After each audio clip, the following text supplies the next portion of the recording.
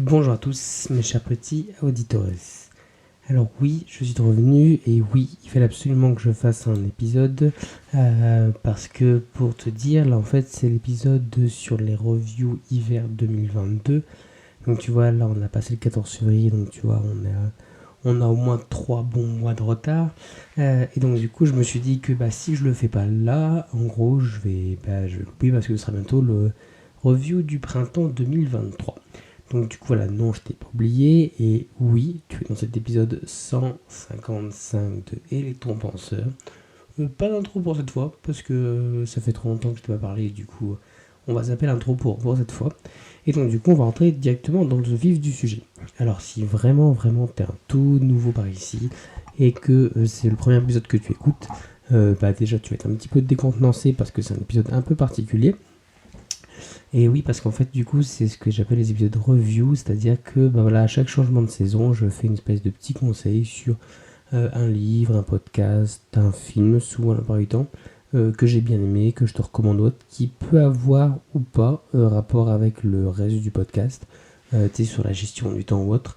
Ça peut l'être comme ça peut des fois ne pas l'être, ou j'aime bien juste donner des infos à ce niveau-là, ou donner une nouvelle piste, tu sais, de recherche. Donc du coup, voilà. Alors, on rentre tout de suite dans le vif du sujet. On va commencer par le livre. Alors, le livre que je te conseille aujourd'hui, c'est La mort suspendue de Joe Simpson, qui a été publié en 1988. Alors non, La mort suspendue, on va pas parler de pendaison ou autre, quoique. Alors, en gros, pour te raconter, en fait, je vais te raconter, mais je vais te spoiler, mais finalement, c'est ce qui est marqué au dos de la couverture. Alors en fait, c'est deux mecs qui font de l'alpinisme dans l'Himalaya, je crois. Et en fait, du coup, ils se retrouvent, donc ils sont deux de ça accrochés à une corde. Et il y en a un qui fait plus ou moins une espèce de malaise, l'autre le tire à la corde et tout ça. Jusqu'au moment où l'autre il est résigné, tu sais, il le tient à bout de bras, au bout de la corde, en haut d'une falaise, tu sais, dans une espèce de dévers, tu sais, où en fait l'autre est pendu dans le vide, quasiment incapable de se débattre ou autre. Et l'autre il est au bout de ses forces, il est au bout de sa corde et tout ça, il est en haut. Et donc du coup il prend une des pires décisions, je pense, que tu peux avoir dans ta vie. Il a à choisir entre soit il coupe pas la corde et ils tombent tous les deux, ou soit il coupe la corde et il y en a un des deux qui s'en sort, tu vois, celui qui est en haut. Du coup, s'il coupe la corde, lui s'en sortira. Donc du coup, tu te doutes que finalement, il faut bien trancher, que du coup, dans ces moments-là, il y a une question de survie, puis tu sais, il y a une question de rationnel, tu vois, même si on se dit tous, ouais, non, mais je me sacrifierai, je mourrai avec mon pote, ça, tu vois.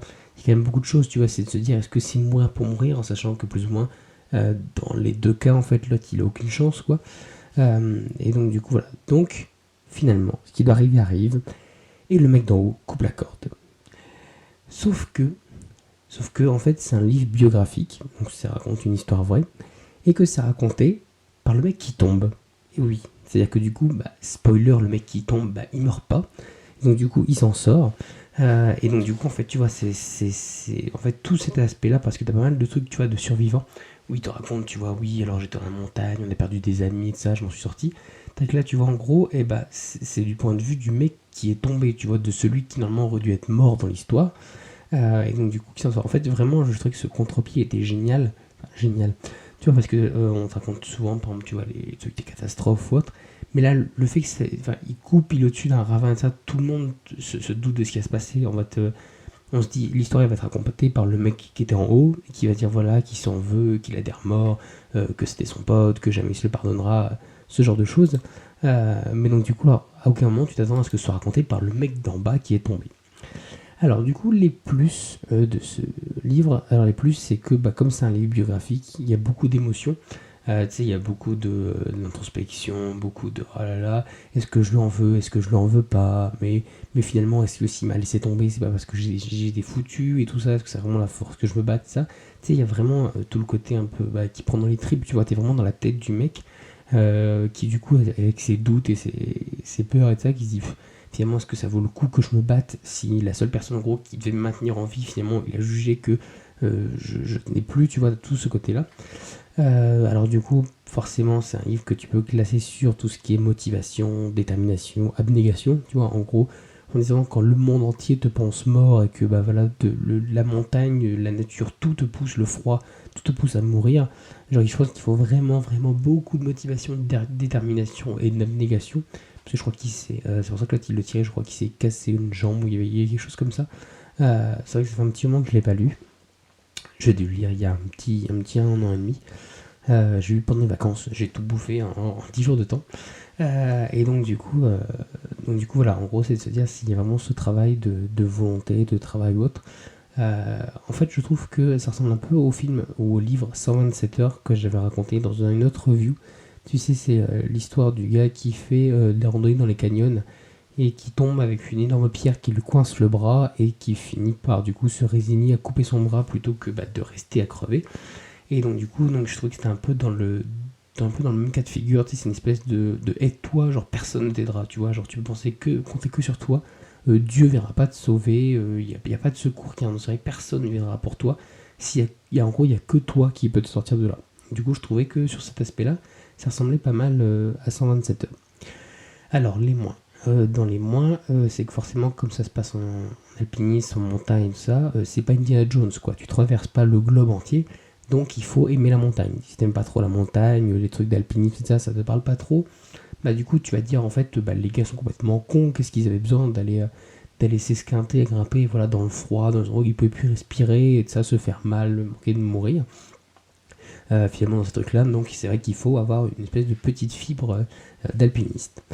Autre petit moins, c'est qu'en fait finalement il n'y a pas tant d'action que ça. En fait il y a beaucoup d'introspection, tu vois, il y a beaucoup de il tombe dans les pommes, il se réveille, il se dit allez je peux y arriver, non je peux pas, ah il fait jour et où sont les autres, et tu vois ce que je veux dire, il y a beaucoup d'introspection finalement où il y a quand même de l'action, parce qu'il y a quand même, il se sort tout seul en fait finalement de son pétrin, mais même si après les autres finissent par le retrouver, mais tu vois il y a quand même vachement d'introspection, de questionnement et tout ça en plus, le truc qui est, enfin là c'est un moins comme ça dit parce qu'il n'y a pas beaucoup d'action, mais ça n'empêche que t'as quand même un sacré rythme en fait dans le livre, ne serait-ce parce que en fait il fait un calcul simple dès le début, c'est de se dire il pense que je suis mort parce que voilà, je suis tombé de ça, et quand bien même il voudrait venir récupérer mon corps ou que voilà ils font des recherches, il se dit en gros je suis limité par le temps parce que en gros ils vont finir par repartir, ils sont venus à un camp de base et tout ça, ils vont peut-être me chercher un petit peu le temps de faire leur deuil ou autre, ça m'étonnerait qu'ils partent comme ça du jour au lendemain en disant ah bah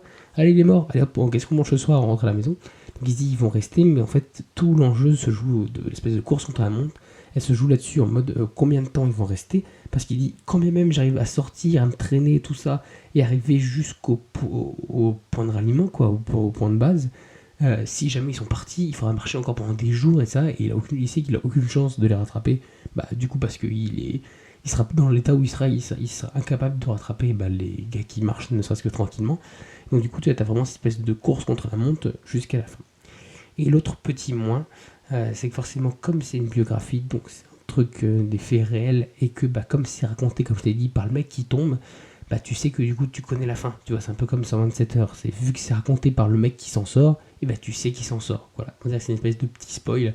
T'as pas le truc de en gros c'est raconté par un peu comme c'était quoi, Tragédie à l'Everest, où en gros là c'est raconté par John Krakauer, et en gros il te raconte que les autres sont morts et de ça autour de lui, mais plus loin lui tu sais qu'il s'en sort forcément puisqu'il a écrit le livre.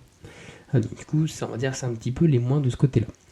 Alors ensuite le film c'est The Guilty, donc du coup pas la version suédoise, je crois que c'est sorti en 2018, moi j'ai vu la version qui est sortie en 2021 d'Antoine Fuqua avec Jack Gyllenhaal, c'est ça dedans. Alors les plus, avant ça, pour raconter en gros vite fait l'ambiance, The Guilty en fait ça pourrait ressembler à une pièce de théâtre en fait. C'est un gars qui est dans une pièce, qui est en fait dans un standard d'appel. Tu sais, c'est quand tu appelles les pompiers, tu tombes sur un petit monsieur qui te dit voilà comment vous allez, tout ça, où est-ce que vous êtes, qui en gros évalue pour t'envoyer les secours. Et en fait, du coup, il reçoit un appel d'une dame paniquée qui dit qu'elle est dans un van et ça, et en fait toute l'histoire va découler de ça, c'est-à-dire que lui qui est loin, qui voit rien et tout ça, qui peut juste envoyer des secours par-ci, essayer d'appeler la police de l'autre côté ou autre. Donc du coup en gros tu vois il est loin, il essaie de faire ce qu'il peut et tout ça. Bon il y a une espèce de petit twist et de ça à la fin, Mais sinon, en gros, voilà, c'est on va dire, le principe du film, c'est ça. C'est un gars qui est face à son écran sur un standard d'appel, et donc du coup, qui essaye d'aider une dame. Alors, les plus, c'est que c'est un film avec un super film ambiance, à suspense, pardon. Parce que, en gros, tu vois, voilà, t'es pendu aux lèvres t'es la même chose que lui, en fait. T'écoutes ce qui se passe, tu te dis, bah voilà, qu'est-ce qui va arriver, et tout ça. Il peut rien voir, il peut pas agir, il sait à peine où sont les gens et tout ça. Et donc, du coup, tu vois, t'as une espèce de suspense permanent où, tu sais, je trouve que ça fait un peu la même chose que Les Dents de la Mer, ou que, tu sais, les fameux screamers, tu vois, dans les nouveaux, même dans les anciens films, c'est finalement les grands méchants, tu les vois pas tant que ça. Et c'est justement tout ce qui fait, tu vois, en gros, la magie du film, c'est de tout ce que tu imagines, tout ce que tu dis, mais qu'est-ce qui va se passer ou autre.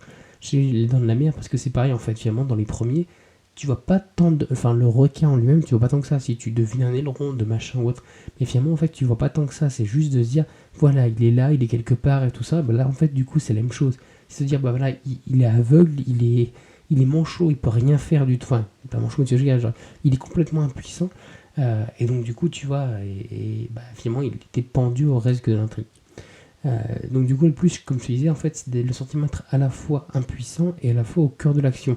Parce que tu vois, même si finalement ça se passe dans un standard d'appel, je veux dire, voilà, il sort pas son flingue, il tire pas sur des mecs, il fait pas exploser des voitures, il sauve pas des femmes, des machins ou autre.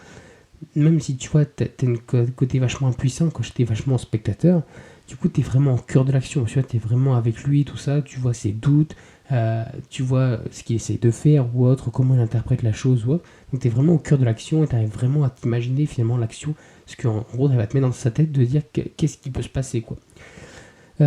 Et finalement, l'autre plus, donc je te dis, ça, tu verras quand tu auras vu le film, il y a, je trouve, une espèce de grand questionnement sur notre notion du bien et du mal, à savoir, en gros, tu sais, en fait, l'effet de ce qu'on fait, en gros, c'est de se dire, c'est le fameux genre qui on est pour être juge, tu vois, de ce qui est bon, de ce qui est mal, de ce qui est vrai, de ce qui est faux. Je t'en dis pas plus, mais tu verras, c'est une petite piste, si tu vas regarder le film, c'est une petite piste. Alors, les moins, comme je te l'ai dit, c'est que bah, même si tu es au cœur de l'action ou autre, finalement, enfin, tu es au cœur de l'action, de l'arc narratif. Mais finalement, en soi, il n'y a pas d'action, ça ressemble vachement à une pièce de théâtre. C'est pour ça que je te dis, en gros, tu pourrais faire une pièce de théâtre avec en mettant juste un mec devant une chaise, un mec sur une chaise devant une table avec un PC, et tu pourrais faire voilà la même chose. Parce que finalement, en fait, c'est ce qui se passe. Il sort, après, tu le vois, il sort un peu de pièces ou autre, mais en gros, il change. De tout le film, en fait, il sort pas de sa petite salle d'appel. Euh, donc du coup, voilà, on va dire que c'est le petit moins. Alors, voilà, comme je t'ai dit, en fait, l'autre chose, c'est si tu as un peu des problèmes d'imagination, c'est parce qu'en fait, tu vois rien. Tout n'est qu'imagination, il faut que tu imagines tout et de ça.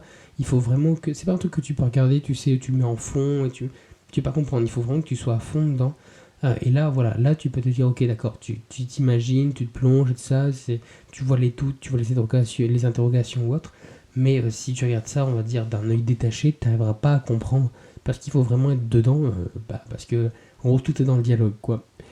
Voilà pour ce petit film. Et maintenant on passe au podcast. Alors le podcast, alors pour rien te cacher, je pensais l'avoir déjà recommandé parce que c'est un podcast que j'adore. Et en sachant qu'au début je ne savais pas s'il fonctionnait toujours parce qu'il n'y avait pas beaucoup de régularité ou autre. Mais donc du coup voilà, j'ai hésité à te le recommander et en fait j'étais surpris de ne pas te l'avoir déjà recommandé. Donc du coup je te le recommande aujourd'hui. Alors c'est un podcast de Urbania qui s'appelle Les pires moments de l'histoire. C'est présenté par Charles Beauchesne depuis 2019. Alors Charles Beauchesne, comme tu t'en doutes, c'est québécois. Donc du coup voilà, donc il y a le petit accent et tout ce qui va bien avec. Alors les plus, enfin, pour te dire, pardon, décidément je vais aller trop vite aujourd'hui. En gros, finalement, les pires moments de l'histoire, c'est Charles Beauchesne qui, du coup, j'ai regardé, est humoriste. Hein. Alors, il n'est pas connu, moi je ne connaissais pas du tout, à part ça. Donc, du coup, en gros, il prend un événement, ça peut être soit un événement,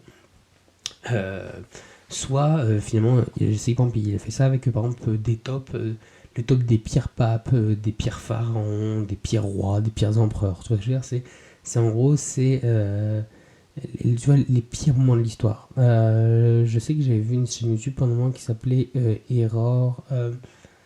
Aurore, et enfin, tu sais, je me souviens plus de la formule latine, mais tu sais, c'était l'erreur est une, c'est RS, enfin, S ou manes, là, tu vois. Et là, il va remplacer l'erreur par l'aurore en grec. Donc du coup, tu vois, c'est un pareil, il te racontait, tu vois, par exemple, le sac de Tanquin, tous les plus grands massacres et tout ça, les trucs où la barbarie nazie, ce genre de choses. Donc du coup, là, c'est pas pris quand même, c'est pas à ce point-là jusqu'au... comment vraiment, tu vois, par exemple, il l'a déjà dit plusieurs fois que genre jamais il traiterait un truc comme les camps de concentration parce que je vais te le montrer, mais en fait, il y a un côté vraiment fun en fait dans sa présentation et il se dit voilà, je peux décemment pas présenter sur un ton fun des trucs comme ça quoi. Alors que finalement, des empereurs qui étaient cruels il y a 2000 ans, bon, tu vois, ça passe mieux. Des papes qui étaient complètement flingués, qui avaient des femmes et des enfants, bon, tu vois, c'était il y a encore 200 ans, tu vois, ça passe. Ou des grosses batailles quand il y a des bains de sang ou des machins de bottes, tu vois, c'est différent. Puis surtout après, même les espèces de tragédies ou autres, par exemple, en fait, c'est un concours de circonstances, tu vois, donc c'est pas de dire c'est la faute de quelqu'un et ça on va en rire, tu vois, c'est plus hey, les gars, vous l'aviez pas vu venir, tu vois. Je sais par exemple, il y a pas longtemps, il a fait un épisode sur Guy Fawkes, donc du coup, qui a essayé de faire sauter le Parlement anglais, tu sais, c'est le fameux masque des Anonymous maintenant. Et donc du coup, il dit que en fait finalement, tu vois, à la fois il voulait le faire sauter et tout ça, mais il dit en même temps les mecs c'était une bande de broquignoles, tu sais, ils avaient rien préparé et puis en même temps tu te demandes comment ça passait parce qu'ils traînaient des barils de poudre devant les gardes et que personne ne disait rien, tu vois, genre, tu vois ce que il y a un peu un côté un peu loufoque dedans, mais donc du coup ça peut passer sur des événements comme ça. Alors du coup donc les plus, alors c'est que c'est une approche qui est vraiment très très fun de l'histoire et du coup paradoxalement avec des épisodes qui sont les plus tragiques.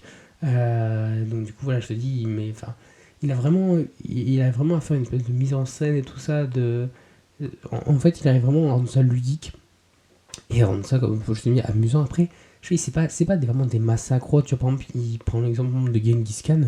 Genghis Khan, oui, il a ravagé la moitié de l'Europe et tout ça. Je crois qu'à un moment, il a tué 1 ou 2% de la population mondiale. Enfin, tu vois, c'était un truc colossal de l'époque. Mais en gros, pour exemple, tu vois, on se souvient comme un conquérant, machin ou autre. Donc, tu vois, c'est plus en gros de monter finalement les penchants négatifs de l'homme, derrière finalement les reconquêtes et tout ça.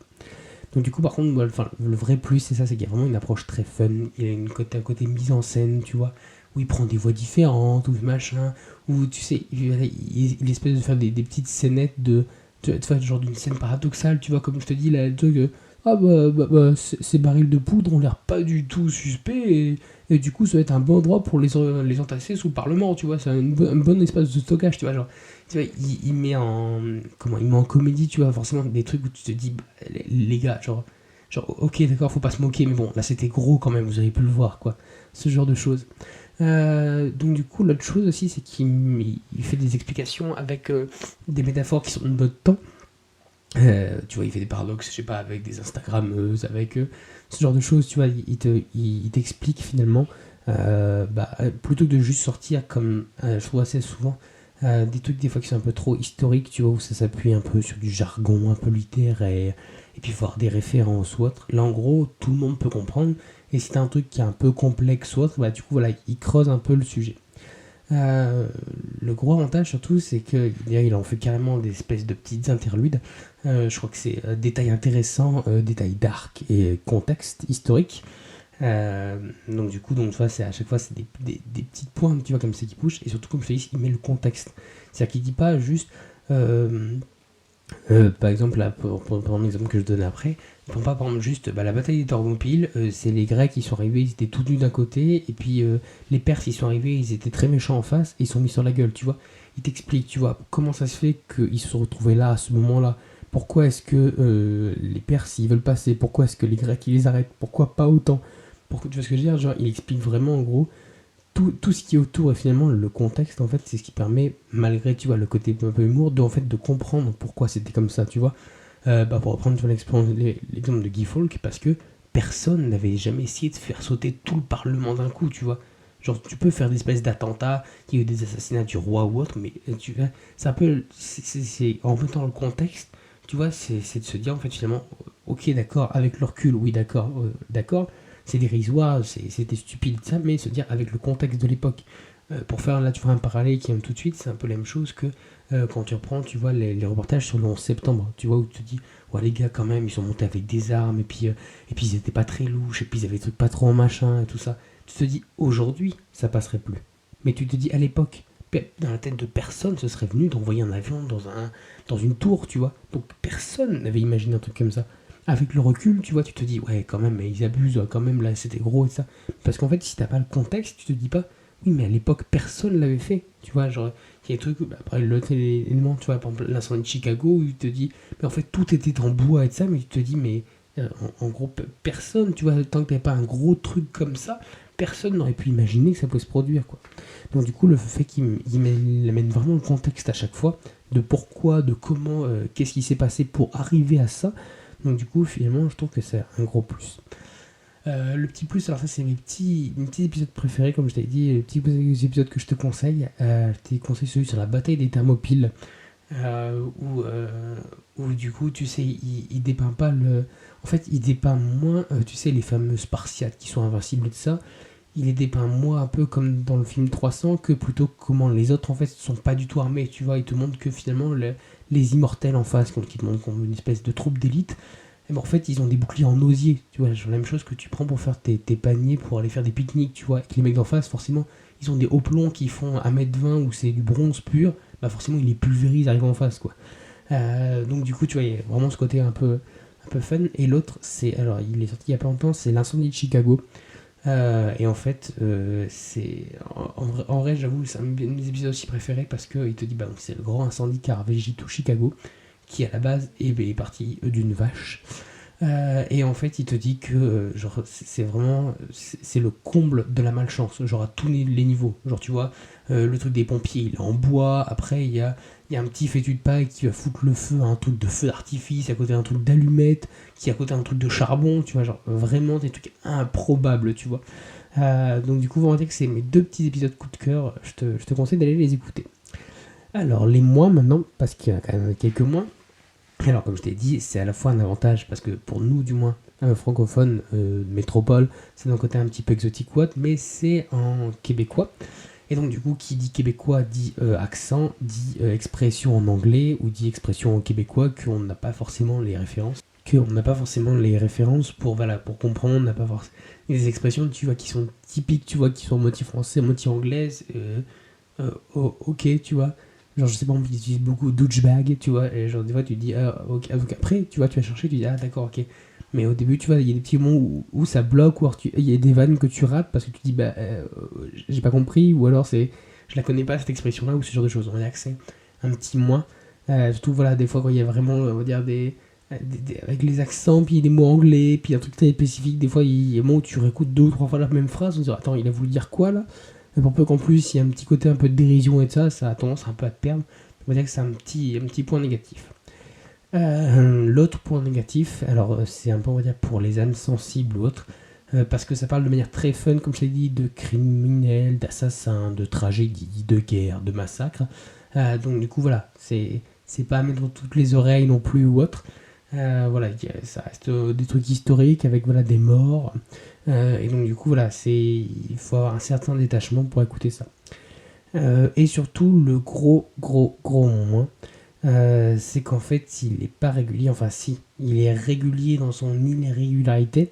En gros, donc c'est pour ça que je te dis au début, c'est même quand je tombais dessus, je pensais même qu'il avait arrêté tellement j'attendais des réponses et que j'en avais pas eu. J'attendais des épisodes et que j'en avais pas eu. En gros, il sort une salve de, on va dire, entre 4 et 6 épisodes, souvent fin décembre. Donc voilà, là, les derniers, c'était entre le 20 et le 24 décembre à peu près. Et donc du coup, ils sortent tous d'un coup. Mais il n'y en a qu'une seule fois par an. Voilà, donc après, il faut prendre un petit peu son mal en patience. Je sais que moi, du coup, je les adore, mais tu sais, c'est un peu comme une série que tu adores et que tu veux pas tout binge-watcher d'un coup, tu vois, tu les écoutes, c'est les écouter un par un ou autre. Alors, je sais pas si c'est juste parce qu'ils arrivent tous au plot sur mon appli et en fait, ils sont écrémés tout le reste de l'année, ou si en fait, ils enregistrent tout le reste de l'année qui est diffusé au Québec et qu'après, ils les mettent tous d'un coup. Donc, du coup, voilà, on va dire que c'est le gros moins, c'est que moi, c'est un podcast que j'adore, mais voilà, faut prendre son mal en patience et tout ça, et puis surtout, vu que c'est tous les ans, en fait, rien ne te dit que je sais pas, il a pas arrêté entre temps, tu vois. Et vu que t'as pas d'espèce de petite mise à jour par mois, par semaine ou autre, tu pourrais dire bon, là je vais faire une petite pause, bon finalement là je m'arrête là ou autre, du coup, t'as espèce d'incertitude de il faut que j'attende jusqu'à l'année prochaine, mais j'espère qu'il y en aura un quoi. Donc du coup voilà, c'était un petit conseil podcast, livre et podcast livre et film, pardon, pour du coup cet hiver 2022, donc qui est du coup bien entamé. Du coup, encore une fois, si tu as des idées, si toi-même tu as des trucs que tu voudrais partager à la communauté, des films, même des applis ou autres, je sais que je l'avais fait il y a quelques temps, mais donc du coup voilà, n'hésite pas. Toujours pareil, Facebook, Instagram pour l'instant. Je vais peut-être me diversifier après, je ne sais pas encore, mais peut-être. Du coup, sur ce, moi je te remercie de m'avoir écouté et je te dis à la semaine prochaine pour de prochains épisodes. Ciao!